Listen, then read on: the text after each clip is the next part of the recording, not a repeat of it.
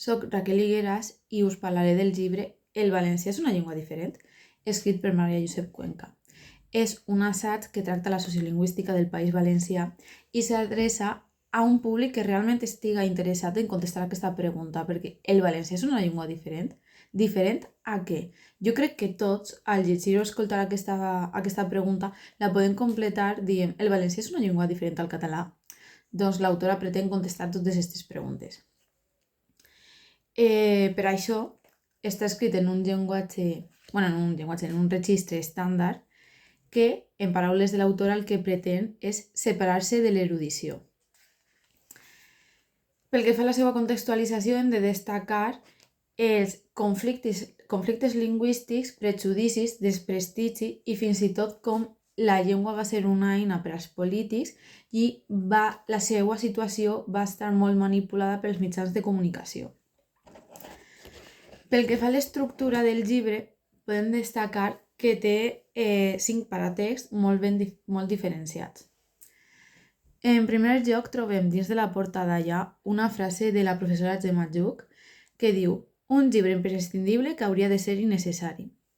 Després, dins del llibre, trobem una dedicatòria i el que podem dir que és com una continuïtat del títol. Per exemple, el valencià és una llengua diferent, el mallorquí és una llengua diferent, el català és una llengua diferent i ja comença el que és el text, que està dividit en una introducció on l'autora fa una justificació de per què és necessari escriure un llibre com aquest i en aquest registre. Després comença les narracions, que són fets quotidians que ha viscut Maria Josep Cuenca, on la seva llengua ha sigut atacada i que realment són situacions que tots podem viure, tots valencianoparlants. Després tenim la contextualització, que en aquest apartat el que fa és explicar els fets sociolingüístics i la vinculació històrica de llengua i nacionalisme. Després fa unes reflexions on vincula la política i la llengua, per això que hem dit abans de que els polítics la fan servir com una eina en les eleccions i com els mitjans de comunicació manipulen els fets.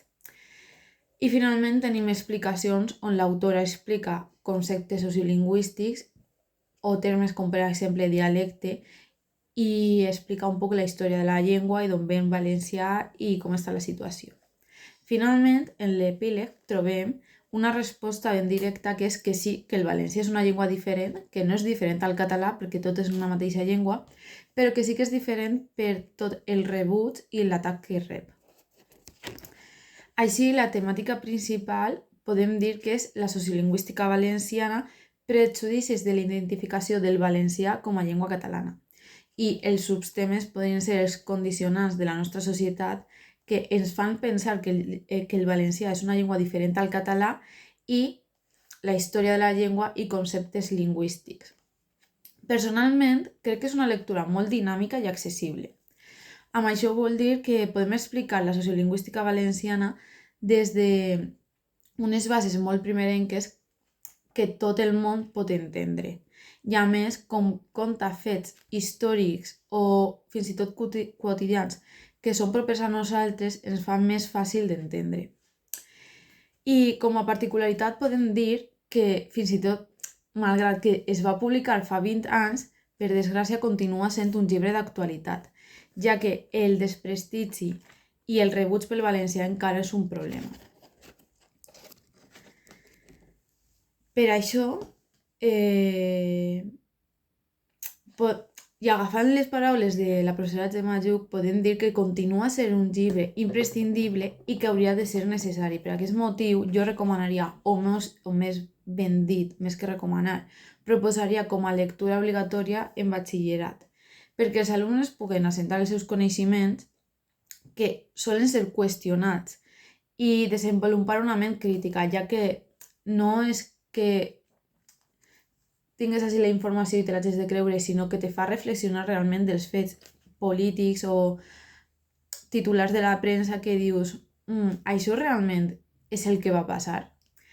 I També crec que Maria Josep Cuenca és una bona comunicadora a batxillerat perquè només té aquest llibre que s'adequa perfectament al model de batxillerat, sinó que, per exemple, a l'hora de fer comentari de text podem destacar també gramàtica del text i fins i tot per als alumnes tant de batxillerat com de l'ESO o de la universitat podem destacar el seu llibre de sintaxi catalana.